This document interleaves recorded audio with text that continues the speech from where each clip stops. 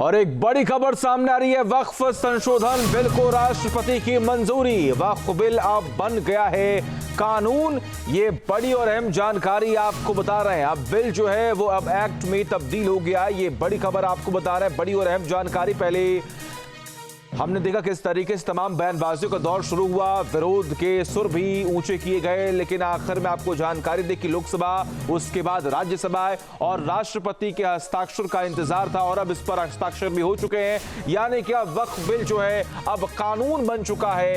ये बड़ी खबर आपको बता रहा है, बड़ी और अहम जानकारी।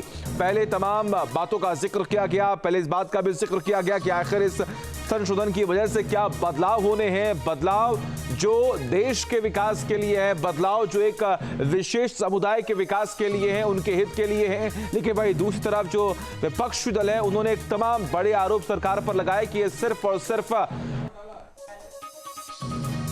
जो तमाम बिल चर्चाओं में थे, अब उसको लेकर तमाम जो खबरें सामने आई उसका विरोध हुआ और विरोध के बाद अब जब खबर सामने आ रही है कि अब वक्फ बिल जो है अब कानून बन गया है। विकास जी जुड़े हुए हैं हमारे साथ। विकास जी, जिस चीज का इंतजार था अब वो इंतजार खत्म हो चुका है, बिल अब कानून में तब्दील हो चुका है।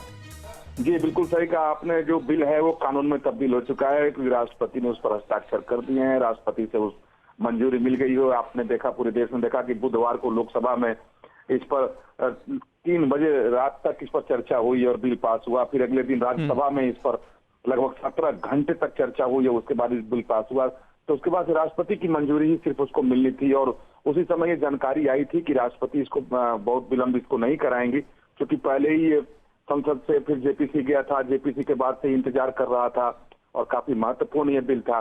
तो राष्ट्रपति की मंजूरी आज मिल गई है।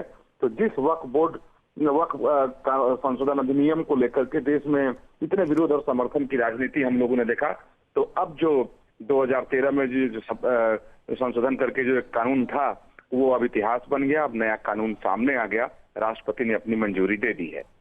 लेकिन इन सब से इतर अभी भी कई ऐसे वर्ग हैं जो लगातार इस बिल का पहले विरोध कर रहे थे, अभी कानून में तब्दील हो चुका है। अब उनके स्वर भी और भी उठेंगे या फिर अब वो शांत हो जाएंगे?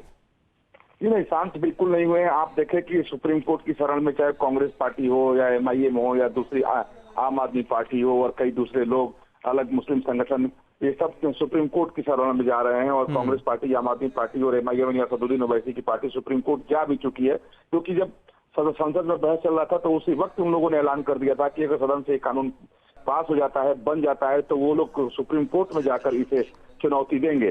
तो पहले ही वो लोग पहुंच चुके हैं, राष्ट्रपति की मंजूरी के पहले ही सुप्रीम कोर्ट की शरण में पहुंच चुके हैं। और भी तमाम जो मुस्लिम संगठन है वो लोग भी जाने की तैयारी कर रहे हैं।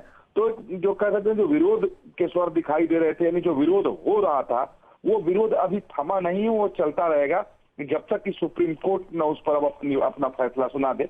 अब सुप्रीम कोर्ट क्या फैसला सुनाता है, क्या मुहर लगाता है, क्योंकि हालांकि कानून के जानकारों का यह मानना है कि जिस तरीके से कानून ये बना है तो सुप्रीम कोर्ट से ऐसा नहीं होगा कि सरकार को झटका लग जाएगा, क्योंकि इसको बिल्कुल संविधान सम्मत और न्यायिक व्यवस्था के हिसाब से ही इसको बनाया गया है। सत्ता पक्ष की अगर बात देखें तो उनका यही आरोप था कि ये जो वक्फ बोर्ड कानून था वो संवैधानिक दायरे से बाहर था, देश की न्यायिक व्यवस्था से बाहर था, क्योंकि उसके खिलाफ कोर्ट में जाने का अधिकार नहीं था किसी भी व्यक्ति को। अब सब कुछ खुल गया है, कोई भी व्यक्ति कोर्ट जा सकता है और संविधान के दायरे में।